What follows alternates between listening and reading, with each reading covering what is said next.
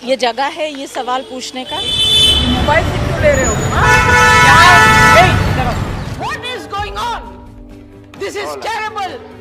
ये है तेरे करम, कभी खुशी कभी गम। आज हम एक ऐसी हीरोइन की बात करेंगे जिसे आज के समय की नक्सड़ी कहा जाए तो कुछ गलत नहीं होगा। हम बात कर रहे हैं सबसे ज्यादा प्यार और नफरत पाने वाली एक्ट्रेस जया भादुरी की, यानी कि जया बच्चन की, जिसे अपने पति का नाम अपने साथ जोड़ा जाना भी पसंद नहीं। बना के क्यों बिगाड़ा रे? श्रीमती जया अमिताभ बच्चन जी। सर सिर्फ जया बच्चन बोलते तो काफी हो जाता, क्योंकि वो आत्मनिर्भर है और अपने ही बेटे का बसा बसाया घर दूसरी बार तोड़ने के लिए तैयार है। क्योंकि ऐसी हीरोइन जिसने एक समय पर सिर्फ अपनी एक्टिंग के दम पर साधारण कटकाठी और आम चेहरा होने के बावजूद वो नाम कमाया और बड़े बड़े एक्टर उनके दीवाने हो गए थे। हाँ पल्लो लटके, मारो पल्लो लटके। और आज वो अपनी घमंड की उस ऊंचाई पर बैठी है जहाँ से सीधे मुंह किसी से बात नहीं करती है। Anybody who knows Jaya even remotely will Put tell your you mobile down. आखिर ऐसा क्या हुआ कि एक समय पर लाखों दिलों पर राज करने वाली एक्ट्रेस अचानक लोगों के दिलों का कांटा बन गई, क्योंकि आज भी लोग उसे बॉलीवुड की सबसे प्यारी लव स्टोरी का विलन मानते हैं, क्योंकि उसकी वजह से एक बड़ी एक्ट्रेस जिंदगी भर के लिए कुंवारी रह गई। हम भूल गए रे हर बात, मगर तेरा प्यार नहीं भूले।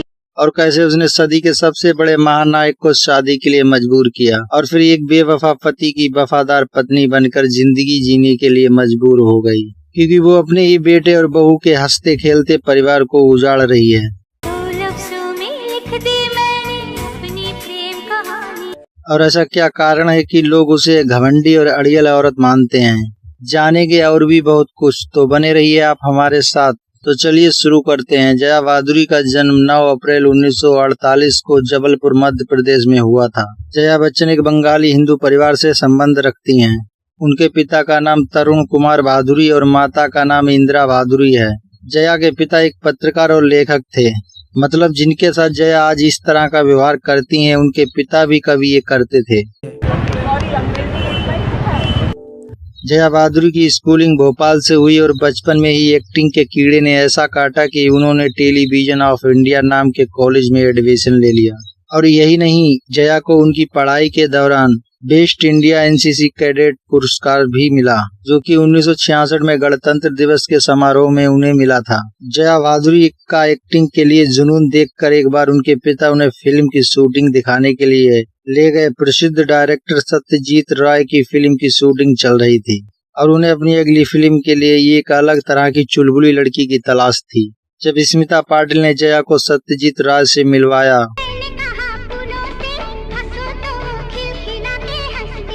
तो उन्हें वो पसंद आ गई और उन्हें पहली फिल्म मिल गई जिसका नाम था महानगर। साल 1963 में रिलीज हुई इस फिल्म ने बॉक्स ऑफिस पर कुछ अच्छा प्रदर्शन नहीं किया, लेकिन जया की एक्टिंग को काफी सराहा गया और इस वजह से उन्हें 2 और बंगाली फिल्में ऑफर हुई। पहली फिल्म थी सुमन, जो 13 मिनट की शॉर्ट फिल्म थी, और दूसरी थी बंगाली कॉमेडी धनी। वह अपने इंस्टीट्यूट में एक्टिंग में गोल्ड मेडलिस्ट हो चुकी थी।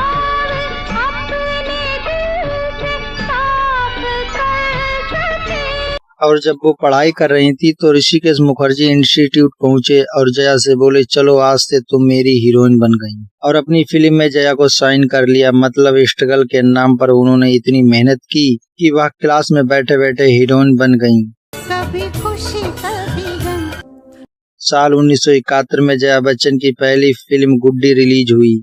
ये फिल्म ऋषिकेश मुखर्जी द्वारा निर्देशित थी और इसे गुलजार ने लिखा था। जया बच्चन के अलावा धर्मेंद्र और असरानी भी इस फिल्म में थे। इस फिल्म में जया के काम को खूब पसंद किया गया। एक्टिंग दिखाई, मीना कुमारी की छुट्टी कर दी और वो बन गई बॉलीवुड की गुड्डी और पहली फिल्म के लिए गुड्डी को बेस्ट एक्ट्रेस का अवार्ड भी मिला। डायरेक्टर उन्हें कला की देवी मानकर फिल्म की स्क्रिप्ट लेकर उनके दरवाजे की चौकीदारी करने लगे। जया के सामने फिल्मों की लाइन लग गई। उन्हें कोरा कागज, जवानी, दीवानी, पिया का घर, परिचय, कोशिश, शोर, अनामिका, फागुन और बावर्ची जैसी बेहतरीन फिल्मों में काम करने का मौका मिला।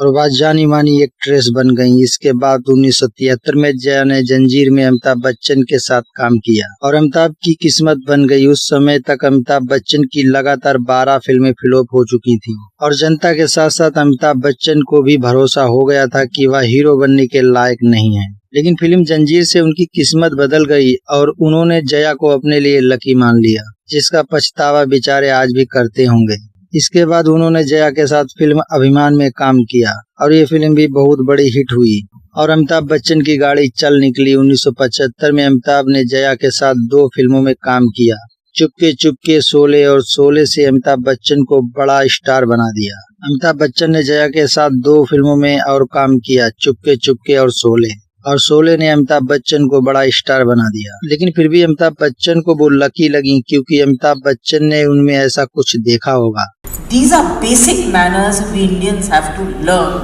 जिसे जनता आज तक नहीं देख पाई। अमिताभ बच्चन जया की बहुत रिस्पेक्ट करते थे, जिसका कारण भी था। तो आइए आपको अब थोड़ा फ्लैशबैक में ले चलते हैं। तो बात ये थी कि जब ऋषिकेश मुखर्जी इंस्टीट्यूट गए थे जया से मिलने, तो उस समय अमिताभ बच्चन भी उनके साथ गए थे और पहली बार वो जया से वहीं मिले थे। दोनों ने पहली बार एक दूसरे से बात भी की थी क्योंकि फिल्म गुड्डी के हीरो पहले अमिताभ बच्चन ही थे और ऋषिकेश ने दोनों को हीरो हीरोइन के तौर पर एक दूसरे से मिलवाया था। लेकिन बाद में अमिताभ बच्चन को फिल्म से निकाल दिया गया और धर्मेंद्र को ले लिया गया, जिसका कारण ये था कि उस समय अमिताभ बच्चन की लगातार फिल्में फ्लॉप हो रही थी और वो स्ट्रगल कर रहे थे और उनके साथ कोई भी काम करने को तैयार नहीं था। हीरोइन उनके साथ काम करने के लिए मना कर देती थी और उस समय जया बहादुरी ऐसी अभिनेत्री थी जिन्होंने अमिताभ बच्चन का साथ दिया और फिल्म जंजीर में उनके साथ काम किया और अमिताभ बच्चन की किस्मत बदल गई। ये फिल्म बहुत बड़ी हिट साबित हुई और अमिताभ बच्चन रातों रात स्टार बन गए और उनकी पूरी बॉलीवुड में वाहवाही होने लगी। तक बैठने को न कहा जाए, शराफत से खड़े रहो। ये पुलिस स्टेशन है, तुम्हारे बाप का घर नहीं। जया बहादुरी ने जंजीर, अभिमान, फिजा, शोले, कोई मेरे दिल से पूछे जैसी कई शानदार फिल्मों में काम किया। सुनो सुनो सुनो सुनो, मैंने भी देखा एक सपना। हाय क्या देखा, बोलो ना बोलो। जया बहादुरी जब अपने करियर के पीक पर थी और उन्हें लगातार फिल्मों में काम मिल रहा था, वह टॉप की एक्ट्रेस थी और तब उन्होंने 3 जून 1973 को अमिताभ बच्चन के साथ शादी कर ली। दोनों की शादी भी एक शर्त पर हुई थी। फिल्म जंजीर में काम करते हुए अमिताभ बच्चन और जया बहादुरी की नजदीकियां बढ़ गई थीं और दोनों एक दूसरे के करीब आ गए थे। दोनों ने वादा किया कि अगर फिल्म हिट हुई तो लंदन घूमने जाएंगे। फिल्म ब्लॉकबस्टर हो गई, लेकिन अमिताभ बच्चन के पिता हरिवंश राय बच्चन ने लंदन जाने से मना कर दिया। उन्होंने कहा कि अगर लंदन जाना है तो पहले शादी कर लो फिर जाओ। इसलिए जया को अमिताभ बच्चन से शादी करनी पड़ी। उस समय दोनों की शादी बहुत ही सिंपल तरीके से हुई थी। हालांकि शादी के समय अमिताभ बच्चन इतने सफल अभिनेता नहीं थे, मतलब अमिताभ बच्चन के अच्छे दिन जया ही लेकर आई थी और शादी के बाद जया बहादुरी जया बच्चन बन गईं और दोनों लंदन घूमने गए। दोनों खुश थे क्योंकि अमिताभ बच्चन के दिन बदल चुके थे और इसके बाद उनकी फिल्में हिट होने लगी। लेकिन जया के लिए शादी ज्यादा दिन खुशी का कारण नहीं रही। जया ने धीरे धीरे फिल्मों में काम करना कम कर दिया और अमिताभ बच्चन धड़ाधड़ काम करने लगे। सब कुछ अच्छा चल रहा था और दोनों खुश थे और तभी अमिताभ बच्चन के जीवन में आई एक नई रेखा। अमिताभ बच्चन का रेखा के साथ अफेयर बॉलीवुड का सबसे चर्चित अफेयर बना। में रेखा और अमिताभ के चर्चे होने लगे। जया बच्चन परेशान रहने लगी क्योंकि रेखा अमिताभ के लिए पागल थी और अमिताभ बच्चन भी रेखा के प्यार में पड़े थे। जया ने सब कुछ जानते हुए भी पति की बेवफाई सही और चुपचाप सब सहती रही और तभी उनकी एक फिल्म आई सिलसिला, जिसमें रेखा, अमिताभ बच्चन और जया की असली जिंदगी से मिलती जुलती कहानी दिखाई गई। देखा एक ख्वाब तो ये सिलसिले हुए। यहाँ तक कि फिल्म के गाने भी उनकी सिचुएशन से मैच करते थे। जया और रेखा का फिल्म में एक सीन था जिसे देखकर लोगों ने कहा कि ये फिल्म नहीं बल्कि हकीकत है और इस फिल्म के बाद जया ने फिल्मों में काम करना बंद कर दिया। रेखा को लेकर जया हमेशा परेशान रही, लेकिन उसने कभी किसी मुद्दे पर बात नहीं की। खबरों की माने तो एक बार सबके सामने जया ने रेखा को थप्पड़ जड़ दिया था। अपने पति की बेवफाई और रेखा का अमिताभ के लिए पागल हो जाना जया को रास नहीं आया और वह चिड़चिड़ी हो गई। लेकिन किसे पता था कि वह इतनी चिड़चिड़ी हो जाएगी। शादी के बाद इनके 2 बच्चे हुए, श्वेता बच्चन और अभिषेक बच्चन। अभिषेक बॉलीवुड के एक्टर बने और वहीं श्वेता बच्चन ने भी कुछ फिल्मों में काम करने के बाद फिल्मों से दूरी बना ली। श्वेता की शादी कपूर परिवार के बेटे निखिल नंदा से हुई है। वहीं अभिषेक की शादी बॉलीवुड एक्ट्रेस ऐश्वर्या राय से हुई है। अभिषेक बच्चन करिश्मा कपूर से शादी करना चाहते थे। जब अभिषेक बच्चन ने करिश्मा कपूर से शादी करने की जिद की तो जया बच्चन ने फैसला सुना दिया और कहा ये है तेरे करम, कभी खुशी कभी गम। और करिश्मा कपूर के साथ सगाई के बाद भी अभिषेक की शादी टूट गई। और ऐश्वर्या की शादी के समय भी जया बच्चन ने खूब बखेड़ा खड़ा किया और उन्होंने ऐश्वर्या राय को मांगलिक बता दिया और ऐश्वर्या को पहले पीपल के पेड़ से शादी करनी पड़ी और उसके बाद में अभिषेक से शादी हुई। एक बार अपने बेटे की फिल्म की म्यूजिक लॉन्च पर जया बच्चन ने महाराष्ट्र में कह दिया था कि मैं हिंदी में भाषण दूंगी और महाराष्ट्र वाले मुझे माफ करें, और इस पर महाराष्ट्रियन इतना भड़क गए कि जया बच्चन की हालत खराब हो गई और बाद में उन्हें माफी मांगनी पड़ी। समय के साथ साथ जया बच्चन इतनी घमंडी हो गई कि अब हालात ये हैं कि उन्हें बॉलीवुड की सबसे बड़ी घमंडी और झगड़ालू औरत का टैग मिल चुका है। Mobile down. Don't you do that.